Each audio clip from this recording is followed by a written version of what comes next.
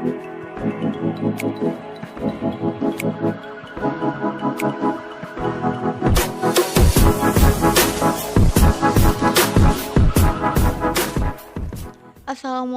warahmatullahi wabarakatuh. Sahabat media, kembali lagi bersama kami. Kali ini kami akan membahas tentang pahlawan-pahlawan Aceh yang berasal dari Pidia. 1. Tengku Syik Ditiro.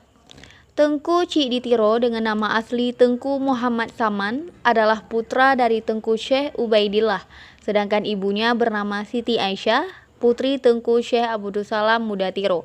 Ia lahir pada tanggal 1 Januari 1836, bertepatan dengan tahun 1251 Hijriah di Dayah Jrung Kenegrian Cumbuk Lamlo, daerah Pidia.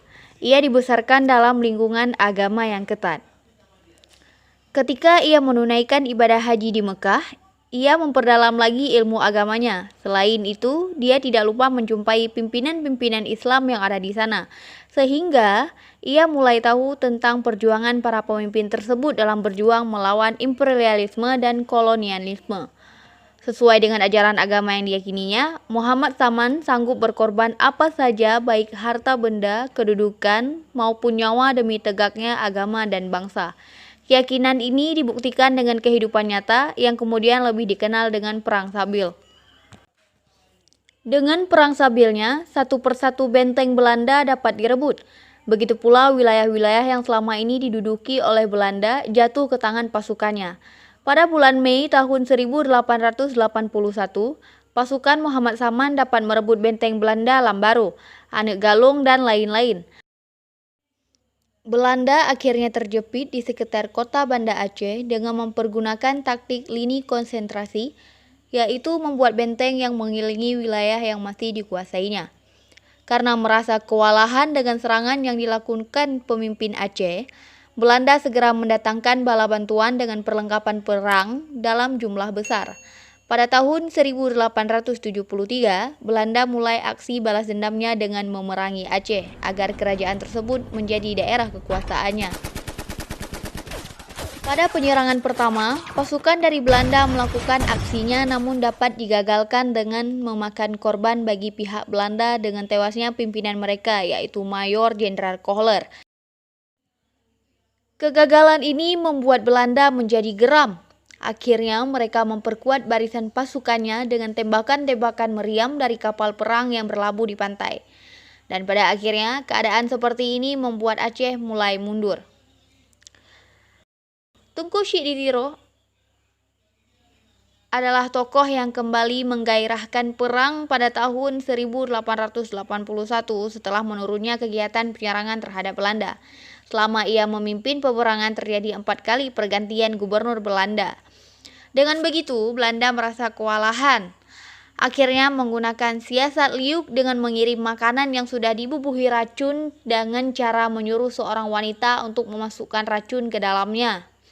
Karena memakan makanan yang telah diberi racun, Tengku Syik Ditiro menderita sakit dan meninggal dunia di benteng Anek Galung pada bulan Januari 1891. Kemudian jenazahnya dimakamkan di Indrapura, Aceh. 2. Tengku Daud Bereh. Mayor Jenderal Tengku Muhammad Daud Bereh lahir di Bereh, Pidia, Aceh pada tanggal 17 September 1899. Tengku Daud Bereh, akrab disapa Ayah Daud, adalah mantan gubernur militer Aceh, Langkat dan Tanah Karo, dan pejuang kemerdekaan Indonesia. Ia merupakan tokoh kontroversial yang populer di kalangan masyarakat Aceh.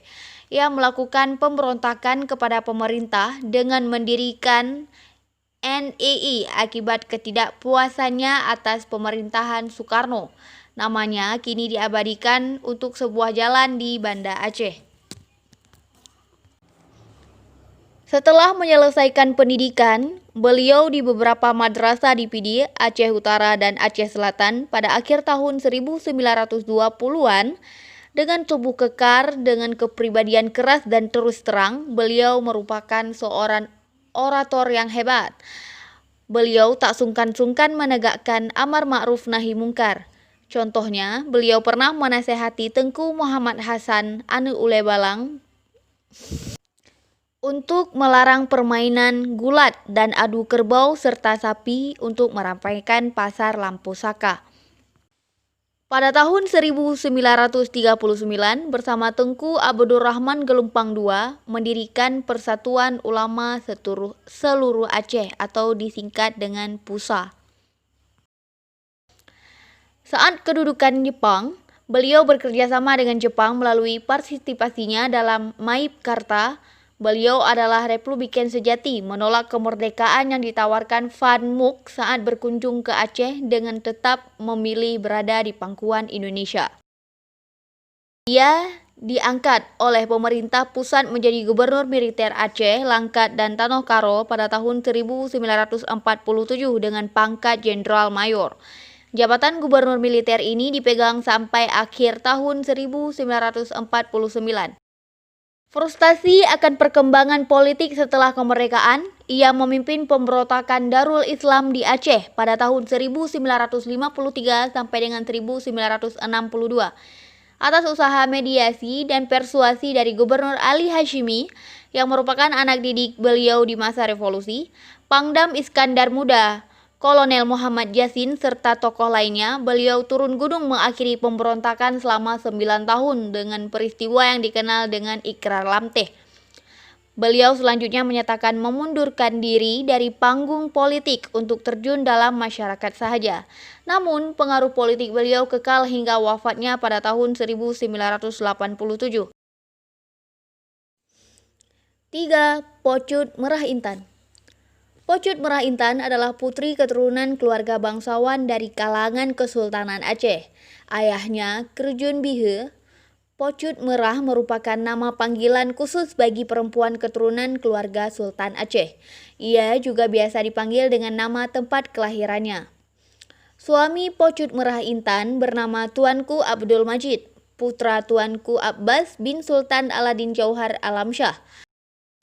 Dari pernikahan mereka dikaruniai 3 orang anak, yaitu Tuanku Muhammad yang biasa dipanggil dengan Tuanku Muhammad Bate, Tuanku Budiman, dan Tuanku Nurdin.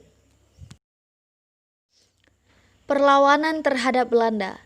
Dalam catatan Belanda, Pocut Merah Intan termasuk tokoh dari kalangan Kesultanan Aceh yang paling anti terhadap Belanda. Hal ini disebutkan dalam laporan Kolonial Verslag pada tahun 1905. Bahwa hingga awal tahun 1904, satu-satunya tokoh dari kalangan Kesultanan Aceh yang belum menyerah dan tetap bersikap anti terhadap Belanda adalah Pocut Merah Intan. Semangat yang teguh dan anti Belanda itulah yang kemudian diwariskannya kepada putra-putranya sehingga mereka pun ikut terlibat dalam kancah peperangan bersama sang ibu dan pejuang-pejuang Aceh lainnya. Setelah berpisah dengan suaminya yang telah menyerah kepada Belanda, Pocut Merah Intan mengajak putra-putranya untuk tetap berperang. Ketika pasukan Marsos menjelajahi wilayah 12 Mukim Pidi dan sekitarnya, dalam rangka pengejaran dan pelacakan terhadap para pejuang, Pocut Merah Intan terpaksa melakukan perlawanan secara bergerilya. 2 di antara ketiga orang putranya, Tuanku Muhammad Bate dan Tuanku Nurdin, menjadi terkenal sebagai pemimpin utama dalam berbagai gerakan perlawanan terhadap Belanda. Mereka menjadi bagian dari orang-orang buronan dalam catatan pasukan Marsos. Pada bulan Februari tahun 1900, Tuanku Muhammad Bate tertangkap oleh salah satuan Marsos Belanda yang beroperasi di wilayah Tangse Pidi. Pada tanggal 19 April 1900, karena dianggap berbahaya, Tuanku Muhammad Bate dibuang ke Tondano, Sulawesi Utara dengan dasar surat keputusan pemerintahan Hindia Belanda nomor 25 pasal 47 RR. Peningkatan intensitas patroli Belanda juga menyebabkan tertangkapnya Pocut Merah Intan dan kedua putranya oleh pasukan Marsos yang bermarkas di Padang Tiji. Namun, sebelum tertangkap, ia masih sempat melakukan perlawanan yang amat mengagumkan pihak Belanda.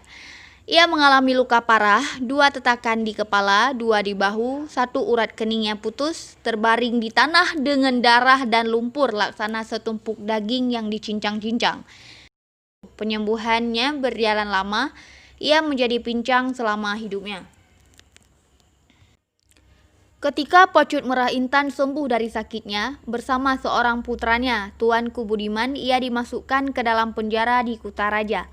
Sementara itu, Tuanku Nurdin tetap melanjutkan perlawanan dan menjadi pemimpin para pejuang Aceh di kawasan Laweng dan Kali. Pada tanggal 18 Februari 1905, Belanda berhasil menangkap Tuanku Nurdin di tempat persembunyiannya di desa Lok Kaju, yang sebelumnya Belanda telah menangkap istri dari Tuanku Nurdin pada bulan Desember 1904. Dengan harapan agar suami mau menyerah, Tuanku Nurdin tidak melakukan hal tersebut. Setelah Tuanku Nurdin ditahan bersama ibunya, Pocut Merah Intan dan saudaranya Tunku Budiman, dan juga seorang keluarga sultan yang bernama Tuanku Ibrahim dibuang ke Blora di Pulau Jawa. Pocut Merah Intan berpulang ke rahmatullah pada tanggal 19 September 1937 di Blora, Jawa Tengah dan dimakamkan di sana. Nah, sahabat media, itulah 3 pahlawan nasional yang berasal dari Kabupaten Pidi, Aceh. Jangan lupa like, comment, and share video ini ke teman-teman kamu agar teman kamu tahu apa yang kamu tahu. Dan jangan lupa pula untuk subscribe dan tekan loncengnya supaya kamu tahu ketika kami ngupload video-video baru. Wassalamualaikum warahmatullahi wabarakatuh.